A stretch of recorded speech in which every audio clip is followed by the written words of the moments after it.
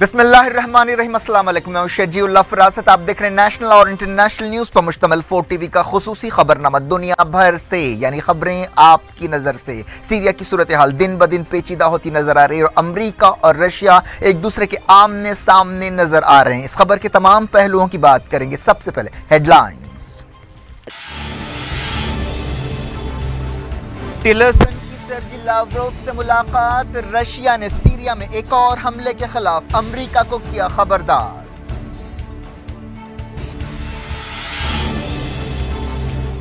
Russia chemical हमले में बशार हुकूमत के रोल पर पर्दा डाल रहा है। अमेरिका ने लगाया इल्जाम। मॉस्को ने कहा एक्सपर्ट से तहकीकात कराई जाए। पुतिन ने कहा ट्रंप के दौर में अमेरिका रशिया ताल्लुकात बद से बदतर हो गए। सीरिया की सूरत हाल पर सिक्योरिटी काउंसिल की मीटिंग।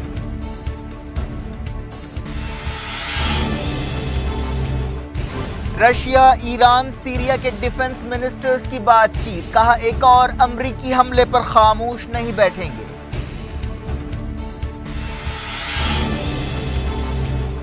डोनाल्ड ट्रंप और जी जिनपिंग की टेलीफोन पर बातचीत। चाइनीज सदर ने कहा अमेरिका कोरिया और सीरिया में तनाव कम करने के लिए कदम उठाए।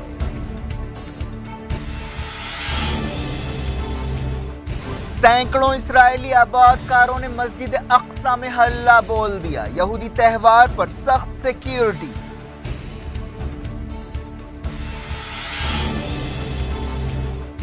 ईरान के सदारती इलेक्शन में महमूद अहमदीनेजाद ने नॉमिनेशन दाखिल किया। उम्मीदवारी पर उलझन।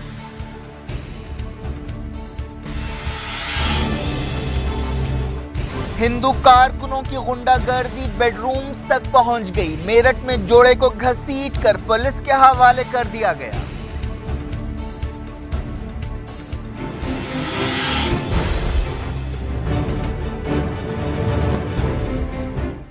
हेडलाइंस आपने देखी। अब खबरों की तफसील की तरफ आपको लिए चलते हैं। सबसे पहले बात करते हैं सीरिया बहरान की। रशिया ने अमेरिका को सीरिया में हालिया गैर कानूनी मिसाइल हमले को दोहराने के खिलाफ खबरदार किया है, जिससे मॉस्को और वाशिंगटन के बीच टकराव का खतरा पैदा हो गया है। रशिया के वजीर खारजा सर्जी लावरोव ने अमेरिका के secretary of state Rex Tillerson से क्रेमलिन में मुलाकात के मौके पर यह वार्निंग दी। सर्जी लावरोव ने कहा कि यह बहुत जरूरी है कि ऐसे हमले दोहराए ना जाएं जो कानून के खिलाफ थे।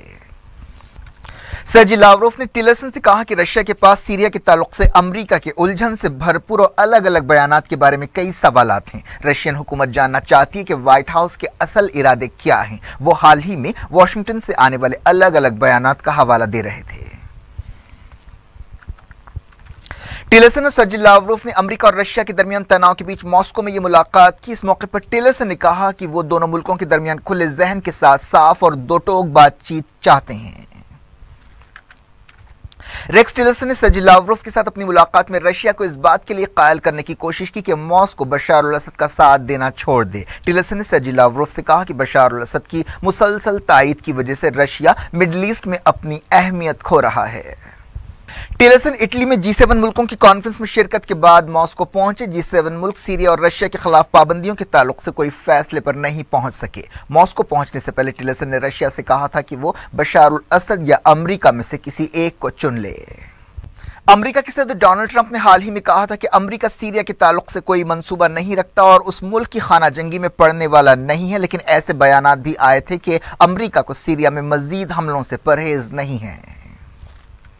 रशिया के सदर व्लादिमीर पुतिन ने कहा है कि अमेरिका के हमले से रशिया अमेरिका ताल्लुकात को जबरदस्त धक्का लगा है। अमेरिका रशिया तनाव के बीच पुतिन ने टिलरसन से मुलाकात करने से इनकार कर दिया। पुतिन ने टिलरसन और सर्जी लावरोव मुलाकात के मौके पर इल्जाम लगाया कि बशार अल असद के मुखालिफिन ने केमिकल हमले किए ताकि उनके लिए बशार अल असद हुकूमत को जिम्मेदार ठहराया जा सके और अमेरिका को सीरिया पर बमबारी के लिए उकसाया जा सके। अमेरिका ने रशिया पर एक बार फिर इल्जाम लगाया है कि वो केमिकल हमले में सीरिया की हुकूमत के रोल पर पर्दा डालने की कोशिश कर रहा है। व्हाइट हाउस ने कहा कि अमेरिकी इंटेलिजेंस ने तस्दीक की है कि बशार अल असद हुकूमत ने अपने ही लोगों पर सरीन गैस का इस्तेमाल किया है। व्हाइट हाउस की नेशनल सिक्योरिटी काउंसिल ने अपनी 4 सफ़ों की रिपोर्ट में ये इल्जामात लगाए। इस रिपोर्ट में कहा गया कि दमिश्क और मॉस्को दुनिया को गुमराह करने के लिए झूठ बोल रहे हैं। रशिया ने कहा है कि वो सीरिया के उस एयरबेस पर अपने इंस्पेक्टर्स को भेजने के लिए तैयार है जिसके बारे में बशार हुकूमत के मुखालिफिन का कहना है कि उसका इस्तेमाल केमिकल हमले के लिए किया गया। रशिया के फौजी ओहदेदार जनरल सर्जी रोडोस्की ने यह बात कही। उन्होंने कहा कि एक्सपर्ट्स ये बात जानते हैं कि केमिकल हथियारों के आसार को छुपाना नामुमकिन है। Russian general staff operation command के चीफ ने कहा कि सीरिया की हुकूमत भी केमिकल हथियारों की रोकथाम से मुताल्लिक आलमी इदारे के एक्सपर्ट्स को वहां तक रसाई देने के लिए तैयार है। उन्होंने यह भी कहा कि मौजूदा हालात में बशार हुकूमत को केमिकल हथियार इस्तेमाल करने की कोई जरूरत ही नहीं थी। इसके अलावा सीरिया के पास केमिकल हथियार है ही नहीं। उन्होंने कहा कि यह इल्जामात गलत है कि बशार हुकूमत केमिकल हमले के लिए जिम्मेदार है। यूएन सिक्योरिटी काउंसिल की एक मीटिंग हो रही है जिसमें एक बार फिर अमेरिका, बरतानिया और फ्रांस ने करारदाद का मुसव्वदा पेश किया है। इस करारदाद में रशिया की हुकूमत से कहा गया है कि वो केमिकल हमले में तहकीकात में ताउन करे। रशिया के सदर व्लादिमीर पुतिन ने यूनाइटेड नेशंस की तरफ से आज़ादाना तहकीकात की जरूरत पर जोर दिया है। इस बात की पूरी उम्मीद है कि पिछली करारदादों की तरह रशिया इस करारदाद को भी वीटो करेगा। रशिया के सदर व्लादिमीर पुतिन ने कहा है कि सीरिया में अमेरिका की हालिया कार्रवाई से 2003 में इराक में अमेरिका के हमले की याद ताज़ा हो गई है, जब अमेरिका ने भयानक तबाही के हथियारों की मौजूदगी का इल्जाम लगाकर इराक पर हमला किया था। ईरान के वजीर दिफा ने रशिया और सीरिया के डिफेंस मिनिस्टर से टेलीफोन पर बातचीत की और सीरिया के फौजी अड्डे पर अमेरिका के हालिया हमले के बारे में ख्यालात का तबादला किया। तीनों वजीरों ने दहशतगर्दों के खिलाफ मुहिम जारी रखने और तालमेल के साथ काम करने का अहद किया। ईरान के वजीर दिफा ब्रिगेडियर जनरल हुसैन दहकान ने रशिया के वजीर खारजा सर्जी शेगाकोव से टेलीफोन पर बातचीत करते हुए कहा कि अमेरिका का यह हमला आलमी कानून की खिलाफ वर्जी है और एक आज़ाद और खुद मुख्तार मुल्क के खिलाफ जारहियत है जिसका मकसद दहशतगर्दों के गिरते हुए हौसलों को उठाना है। उन्होंने यह भी कहा कि यह मिसाइल हमला अमेरिका के सियासी हालात में सदर डोनाल्ड ट्रंप की गिरती हुई साख को बहाल करने के लिए किया गया और अवाम की तवज्जो मुल्क के अंदरूनी मसाइल से हटाने के लिए किया गया। ईरानी वजीर ने कहा कि अमेरिकी हुक्मरान ऐसे दावों के बावजूद कि वो दहशतगर्दों से लड़ रहे हैं ऐसे कदम उठा रहे हैं जिनसे दहशतगर्दों और उनके आकाओं के हौसलों को शय मिलती हो, लेकिन दहशतगर्दों को ये बात समझनी चाहिए कि वो अपने मुजरिमाना रवैये को बरकरार नहीं रख सकते और अमेरिका को भी ये बात जान लेनी चाहिए कि उसकी कार्रवाइयों पर खामोश नहीं बैठा जाएगा। रशिया के वजीर दिफा ने इस मौके पर सीरिया की फौज और इत्तेहादी फोर्सेस की मदद बढ़ाने की जरूरत पर जोर दिया। ईरान और सीरिया के डिफेंस मिनिस्टर्स ने केमिकल हमले के बारे में अमेरिका के झूठ की तहकीकात के लिए सच्चाई मालूम करने वाली कमेटी बनाने की जरूरत पर जोर दिया। सीरिया के वजीर दिफा फहद जसीम अल फर्जी ने कहा कि अमेरिकी हमले जैसी कार्रवाइयों का दहशतगर्दी के खिलाफ लड़ाई के अज़्म पर कोई असर नहीं पड़ेगा। दोनों वजीरों ने दहशतगर्दों के खिलाफ फौजी ऑपरेशंस बढ़ाने और तालमेल पैदा करने के रास्तों पर बातचीत की। अमेरिका के वजीर दिफा जेम्स माटिस ने कहा कि सीरिया में अमेरिकी फौज की पॉलिसी नहीं बदली है और उनकी तरजीह आईएसआईएस को शिकस्त देना है। पिछले हफ्ते अमेरिका के हमले के बाद पहली मरतबा प्रेस कॉन्फ्रेंस से खिताब करते हुए जेम्स माटिस ने कहा कि वाशिंगटन का यह मानना है कि अमेरिका की नपी तुली फौजी कार्रवाइयों से सीरियन हुकूमत को केमिकल हथियारों के इस्तेमाल से रोका जा सकता है। उन्होंने कहा कि अगर सीरिया आइंदा केमिकल हथियार इस्तेमाल करेगा तो उसे भारी कीमत चुकानी पड़ेगी। एक रिपोर्ट में कहा गया कि सीरिया की हुकूमत और मिलिटेंट्स पिछले महीने होने वाले एक समझौते के तहत इदलीब और रिफ दमिश्क के इलाके से तख्लीकी कार्रवाइयां शुरू करेंगे। इदलीब के शिया आबादी वाले गांव फुआ और कफरिया मिलिटेंट्स के कंट्रोल में थे, जबकि सुन्नी आबादी वाले जबदानी और दूसरे मकामात जो सरकारी कंट्रोल में थे वहां से मिलिटेंट्स और उनके रिश्तेदारों और मकामी लोगों को तख्लीक की इजाजत दी गई है। एमनेस्टी इंटरनेशनल ने सीरिया में अमेरिका के हालिया हमले पर तनकीद की है और कहा है कि केमिकल हमले की छानबीन होनी चाहिए और ऐसी फौजी कार्रवाई मसले का कोई हल नहीं है। एमनेस्टी के सेक्रेटरी जनरल सलील शेट्टी ने यह बात कही। उन्होंने कहा कि ऐसी कार्रवाइयों से सिर्फ ये बात साबित होती है कि इंसानी हुकूक पर अमल कराने में दुनिया की सलाहियत कमजोर हुई है। एमनेस्टी के ओहदेदार ने यूएन सिक्योरिटी काउंसिल के 5 मुस्तकिल अरकान पर भी तनकीद की और कहा कि वो सियासत कर रहे हैं। उन्होंने कहा कि ये ताकतें दुनिया के अमन और मफादात का ख्याल रखने के बजाय अपनी सियासत कर रहे हैं। उन्होंने ये भी कहा कि सदर डोनाल्ड ट्रंप की तरफ से बाज मुल्कों पर लगाई गई पाबंदी खान शेखून हमले के मुतासरा लोगों से उनकी नामनेहाद हमदर्दी के खिलाफ है। व्हाइट हाउस के प्रेस सेक्रेटरी शॉन स्पाइसर ने सीरिया के सदर बशार अल असद का कंपैरिजन एडोल्फ हिटलर से करने पर माफी मांगी है। शॉन स्पाइसर ने मंगल को बशार अल असद पर तनकीद करते हुए कहा था कि सदर असद ऐसी कार्रवाइयां अंजाम दे रहे हैं जो हिटलर की ज्यादतियों से भी बदतरीन है और जर्मनी के साबिक चांसलर ने दूसरी आलमी जंग के दौरान केमिकल हथियार इस्तेमाल नहीं किए थे। शॉन स्पाइसर के इस बयान पर कई गोशों की तरफ से तनकीद की गई थी। अमेरिका में यहूदी हल्कों ने भी इस बयान पर सख्त रिएक्शन दिया था। चंद घंटों बाद स्पाइसर टेलीविजन पर पेश हुए और बशार बशार असद का हिटलर से तकाबुल करने पर माफी मांगी। रशिया के सदर व्लादिमीर पुतिन ने कहा है कि जब से डोनाल्ड ट्रंप जनवरी में अमेरिका के सदर बने हैं, दोनों मुल्कों के बीच ताल्लुकात बद से बदतर हो गए हैं। उन्होंने रशियन टेलीविजन को एक इंटरव्यू देते हुए बताया कि खासतौर पर फौजी सतह पर दोनों मुल्कों के बीच भरोसा कम हो गया है। यमन के अल-हुसी और इत्तेहादी फोर्सेस ने दावा किया है कि उन्होंने सऊदी अरब के इत्तेहादियों के एक हमले को नाकाम बना दिया है और इस कार्रवाई के दौरान सूडान के कई फौजियों को हलाक और जख्मी कर दिया है। एक टीवी चैनल ने उनके हवाले से बताया कि यह हमला यमन के बंदरगाही शहर अल-मुखा में किया गया। 2 मरतबा ईरान के सदर रहने वाले महमूद अहमदीनेजाद एक बार फिर सदारती उम्मीदवार बन गए हैं, लेकिन उनकी उम्मीदवारी कितनी संजीदा इस बारे में कुछ नहीं कहा जा सकता। ईरान में 12वें सदारती इलेक्शंस के लिए नॉमिनेशंस का अमल जारी है। अहमदीनेजाद 2005 से 8 साल तक ईरान के सदर रहे। उन्होंने सदारती उम्मीदवार की हैसियत से अपना नाम रजिस्टर कराया है, लेकिन बाज़ दूसरे उम्मीदवारों की तायद का भी ऐलान किया है। ईरान के सुप्रीम लीडर सैयद अली खामनाई ने महमूद अहमदीनेजाद को मशवरा दिया था कि वो मई के महीने में होने वाले सदारती इलेक्शंस में हिस्सा न लें। नॉमिनेशंस का ये अमल 3 दिन तक जारी रहेगा। ईरान में 19 मई को सदारती इलेक्शंस होने वाले हैं। ये बात साफ नहीं है कि क्या अहमदीनेजाद सुप्रीम लीडर के मशवरे पर अमल करते हुए सदारती दौर से बाहर हो जाएंगे या मुकाबले में हिस्सा लेंगे। अहमदीनेजाद ईरान और ईरान के बाहर काफी मकबूल हैं। यहूदी आबादकारों ने एक बार फिर सिक्योरिटी फोर्सेस की निगरानी में मस्जिद अक्सा में हल्ला बोल दिया। एक रिपोर्ट में कहा गया कि ये यहूदी आबादकार फौजियों और यहूदी आलिमों के साथ मस्जिद अक्सा के अहाते में पहुंचे और यहूदी तरीके से मजहबी रसूमात अंजाम दी। इन यहूदी आबादकारों की तादाद 250 के करीब थी। बताया गया कि ये लोग मराकशी दरवाजे से टोलियों की शक्ल में मस्जिद अक्सा में दाखिल हुए। इस दौरान बैतुल मक़दिस की तलाशी कार्रवाइयों के दौरान 5 फ़लस्तीनियों को गिरफ्तार कर लिया गया है। यहूदियों के एक त्यौहार के मौके पर बैतुल मक़दिस और दूसरे मकामात पर सिक्योरिटी काफी बढ़ा दी गई है। इसके अलावा मस्जिद अक्सा में दाखिले पर पाबंदियां बढ़ा दी गई हैं। यहूदी त्यौहार के मद्देनजर चप्पे चप्पे पर सिक्योरिटी बिठा दी गई है। दुनिया भर से तो ये छोटे से ब्रेक, अब ब्रेक के बाद और खबरों के साथ साथ देखेंगे पेट्रोल और डीजल की कीमतें रोजाना बदल सकती हैं और दुनिया भर में मनाया गया street children day.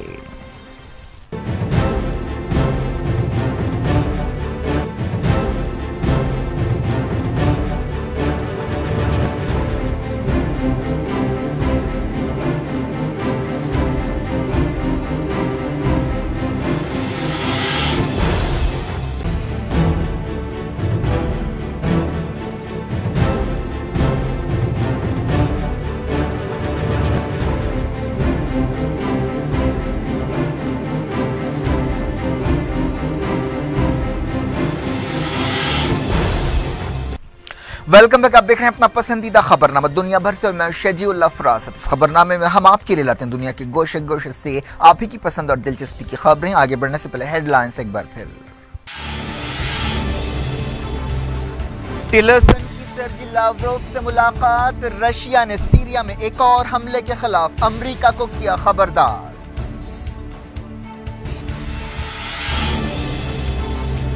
Russia chemical हमले में बशार हुकूमत के रोल पर पर्दा डाल रहा है। अमेरिका ने लगाया इल्जाम। मॉस्को ने कहा एक्सपर्ट से तहकीकात कराई जाए। पुतिन ने कहा ट्रंप के दौर में अमेरिका रशिया ताल्लुकात बद से बदतर हो गए। सीरिया की सूरत हाल पर सिक्योरिटी काउंसिल की मीटिंग।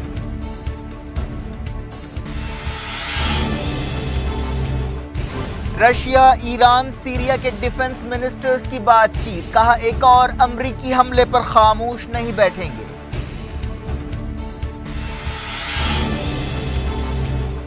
डोनाल्ड ट्रंप और शी जिनपिंग की टेलीफोन पर बातचीत। चाइनीज सदर ने कहा अमेरिका कोरिया और सीरिया में तनाव कम करने के लिए कदम उठाए।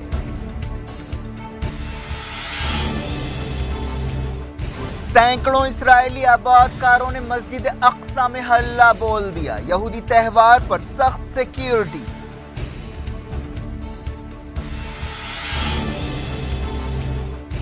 ईरान के सदारती इलेक्शन में महमूद अहमदीनेजाद ने नॉमिनेशन दाखिल किया। उम्मीदवारी पर उलझन।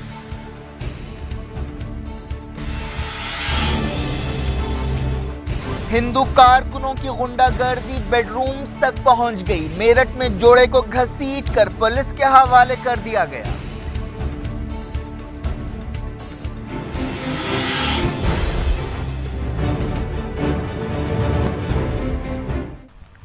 जारी रखते इंटरनेशनल न्यूज के सिलसिले को, चाइना ने अमेरिका से कहा है कि वो सीरिया और कोरिया के इलाके में तनाव को पुरअमन तौर पर हल करने की कोशिशें करे। चाइना ने यह बात एक ऐसे वक्त कही जब अमेरिका का एक तैयारा बरदार जहाज कोरिया के इलाके की तरफ बढ़ रहा है। चाइना के सदर जी जिनपिंग ने अमेरिका के सदर डोनाल्ड ट्रंप से टेलीफोन पर बातचीत करते हुए नॉर्थ कोरिया और सीरिया की सूरत हाल पर ख्यालात का तबादला किया। इससे पहले डोनाल्ड ट्रंप ने चाइना से कहा था कि वो नॉर्थ कोरिया पर लगाम कसने में अपना रोल अदा करे। हाल ही में चाइना के सदर जी जिनपिंग ने अमेरिका का दौरा किया था और डोनाल्ड ट्रंप से मुलाकात की थी, लेकिन एक्सपर्ट्स टेलीफोन पर होने वाली इस बातचीत को गैर मामूली करार दे रहे हैं। इस दौरान खबर है कि डोनाल्ड ट्रंप ने चाइना के सदर के साथ बातचीत में कहा कि वो नॉर्थ कोरिया के मामले में इंसाफ करना चाहते हैं। सऊदी अरब की किंग अब्दुल्ला इकोनॉमिक सिटी के चीफ एग्जीक्यूटिव फहद रशीद ने कहा कि सऊदी अरब की बिजनेस कम्युनिटी के लिए मुश्किल वक्त आने वाला है। उन्होंने कहा कि बिजनेस कम्युनिटी के पास सऊदी अरब की मईशत और समाज में होने वाली तब्दीलियों में ढलने के सिवा कोई दूसरा रास्ता नहीं है। वो बिजनेस सीईओज के कॉन्फ्रेंस से खिताब कर रहे थे। तुर्की के ओपिनियन पोल्स में कहा गया कि सदर रजब तैयब एर्दोगान की दस्तूरी इस्लाहात को अवाम मामूली अक्सरियत से मंजूरी दे देंगे। बताया गया कि 51 से 52% लोग इतवार को होने वाले रेफरेंडम में हाँ के हक में वोट देंगे। अगर ये दस्तूरी तब्दीलियां मंजूर हो जाती हैं तो सदर को गैर मामूली इख्तियारात हासिल हो जाएंगे। जर्मन पुलिस इस बात की तहकीकात कर रही है कि क्या एक फुटबॉल टीम की बस में धमाके का ताल्लुक दहशतगर्दी से है। जिस जगह धमाका हुआ उसके करीब एक खत मिला है, जिसकी वजह से तहकीकात में एक नया रुख आ गया है। इस धमाके में एक खिलाड़ी जख्मी हुआ था। यह बात यकीन से नहीं कही जा सकती कि क्या इस खत का ताल्लुक उस धमाके से है। इस दौरान जर्मनी की उस एजेंसी ने छानबीन संभाल ली है जो आमतौर पर दहशतगर्दी के वाकयात की तहकीकात करती है। एक रिपोर्ट में कहा गया कि अफ्रीका में सरगर्म दहशतगर्द तंजीम बोको हराम बच्चों का इस्तेमाल खुदकुश बम्बरदारों की हैसियत से कर रही है और ऐसे वाकयात में तशवीशनाक हद तक इजाफा हो गया है। यूनाइटेड नेशंस के बच्चों से मुताल्लिक इदारे यूनिसेफ ने यह बात कही। इस रिपोर्ट में कहा गया कि चाड झील के इलाके में दहशतगर्दों की तरफ से बच्चों का इस्तेमाल बढ़ता जा रहा है और इनमें कई लड़कियां भी होती हैं जिन्हें खुदकुश बम्बरदार की हैसियत से इस्तेमाल किया जा रहा है। चाड झील के इलाके में नाइजीरिया, कैमरून, नाइजर और चाड के हिस्से आते हैं। ब्राजील के नए सदर माइकल टीमो की हुकूमत को बड़े पैमाने पर करप्शन के स्कैंडल का सामना है। सुप्रीम कोर्ट ने 9 वजीरों, 3 गवर्नर्स और 100 से ज्यादा सियासतदानों के खिलाफ तहकीकात का हुक्म दिया है। इन सियासतदानों पर सरकारी ऑयल कंपनी के कॉन्ट्रैक्ट्स में रिश्वत के इल्जामात लगाए गए हैं। कंस्ट्रक्शन कंपनी के साबिक मुलाजमीन ने करोड़ों डॉलर्स की रिश्वत देने का इकरार किया है। सदर के चीफ ऑफ स्टाफ, वजीर खारजा और दूसरे आला ओहदेदार शक के दायरे में हैं।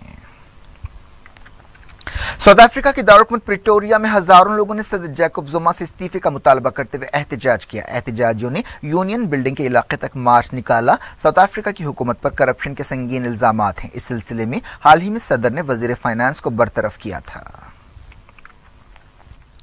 पाकिस्तान के वजीर दिफा ख्वाजा आसिफ ने कहा है कि अगर सऊदी अरब की क़यादत वाला फौजी इत्तेहाद मसलकी रंग इख्तियार करता है तो पाकिस्तान उस इत्तेहाद से निकल जाएगा। पाकिस्तानी वजीर ने सेनेट से खिताब करते हुए ये बात कही। उन्होंने कहा कि पाकिस्तान किसी भी मसलकी इत्तेहाद का हिस्सा बनना नहीं चाहता। सऊदी अरब की क़यादत में काम करने वाले इस इत्तेहाद के सिपहसालार की हैसियत से पाकिस्तान के साबिक़ आर्मी चीफ जनरल राहील शरीफ को मुकर्रर किया गया है। पाकिस्तान के कराची शहर में दहशतगर्दी का एक बड़ा मंसूबा नाकाम बनाने का दावा किया गया है। ओहदेदारों ने कहा कि उन्होंने सीरिया और अफगानिस्तान में ट्रेनिंग हासिल करने वाले 5 दहशतगर्दों को गिरफ्तार किया है और उनके पास से हथियार, गोला बारूद और दूसरे आलात जब्त किए हैं। एक रिपोर्ट में कहा गया कि एलओसी के उस पार हिंदुस्तान की सर्जिकल स्ट्राइक्स के बाद तबाह दहशतगर्दों के लॉन्चिंग पैड्स फिर सरगर्म हो चुके हैं। हिंदुस्तान ने पिछले साल सितंबर में लाइन ऑफ कंट्रोल पार करते हुए पाकिस्तान के कंट्रोल वाले कश्मीर में दहशतगर्दों के लॉन्चिंग पैड्स पर कार्रवाई की थी। एक टीवी रिपोर्ट में कहा गया कि ये लॉन्चिंग पैड्स फिर काम कर रहे हैं। पार्लियामेंट ने बीजेपी के एक यूथ लीडर के एक बयान की मजम्मत की है जिसमें उसने वेस्ट बंगाल की चीफ मिनिस्टर ममता बनर्जी का सर काटने वाले को इनाम देने का ऐलान किया। मरकजी हुकूमत ने कहा कि रियासती हुकूमत उसके खिलाफ कार्रवाई करने के लिए आजाद है। तृणमूल कांग्रेस के अरकान ने लोकसभा और राज्यसभा में यह मसला उठाया और तमाम सियासी जमातों और हुकूमत ने इस यूथ लीडर की मजम्मत की। यह बयान भारतीय जनता युवा मोर्चा BJYM के लीडर योगेश वार्शिनी ने दिया था। समाजवादी पार्टी के रुकने पार्लियामेंट जया बच्चन ने राज्यसभा में इस मामले पर तबसरा करते हुए कहा कि आप लोग गायों की हिफाजत कर सकते हैं लेकिन औरतों की नहीं।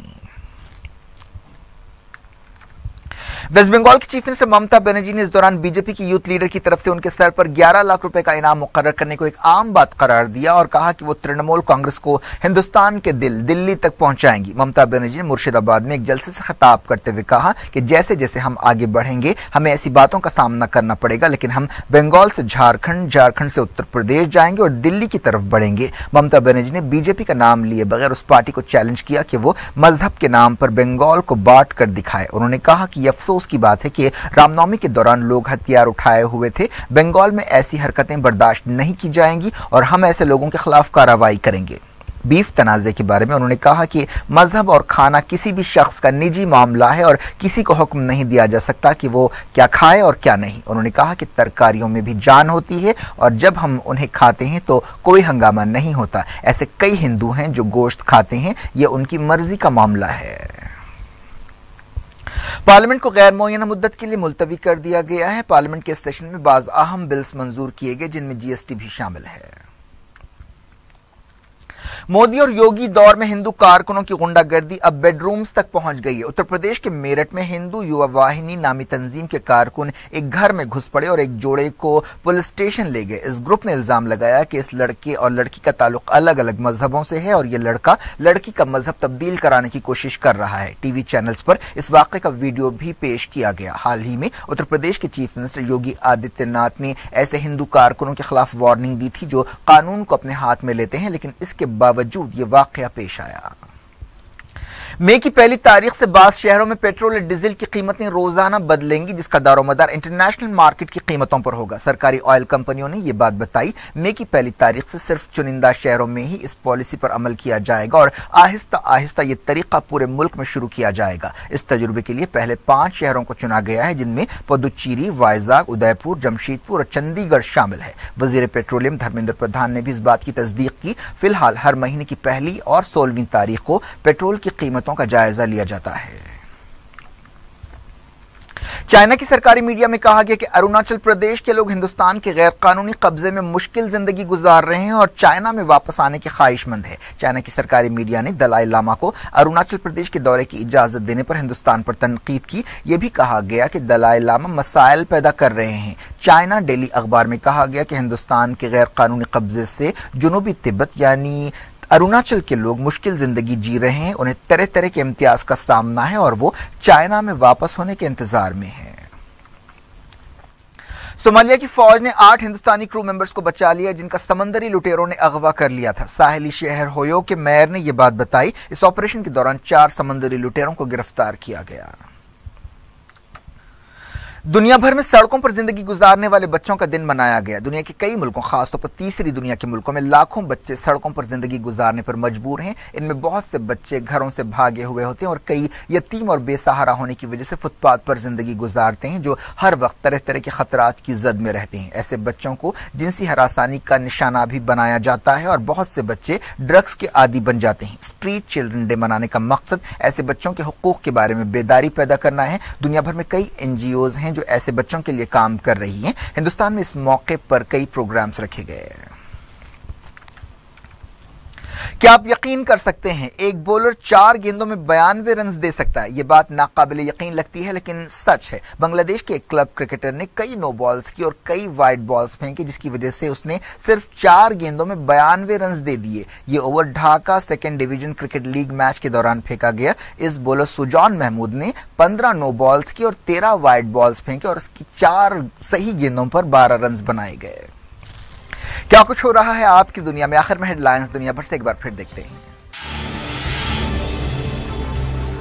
टिलरसन की सर्जी लावरोव से मुलाकात। रशिया ने सीरिया में एक और हमले के खिलाफ अमेरिका को किया खबरदार।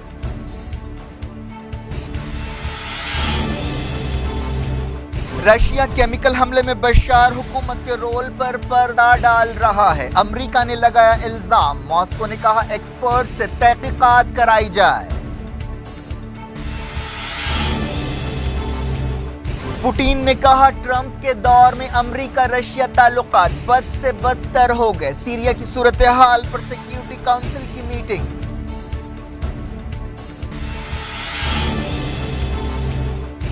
रशिया, ईरान, सीरिया के डिफेंस मिनिस्टर्स की बातचीत, कहा एक और अमरीकी हमले पर खामोश नहीं बैठेंगे।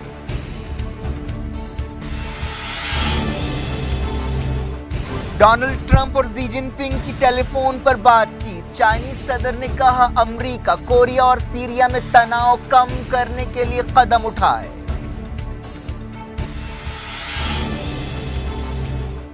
सैकड़ों इस्राएली आबादकारों ने मस्जिद अक्सा में हल्ला बोल दिया, यहूदी त्योहार पर सख्त सिक्योरिटी।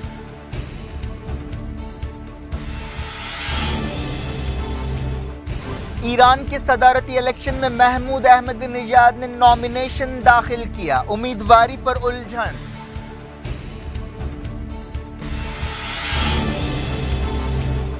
हिंदू कारकुनों की गुंडागर्दी बेडरूम्स तक पहुंच गई, मेरठ में जोड़े को घसीटकर पुलिस के हवाले कर दिया गया।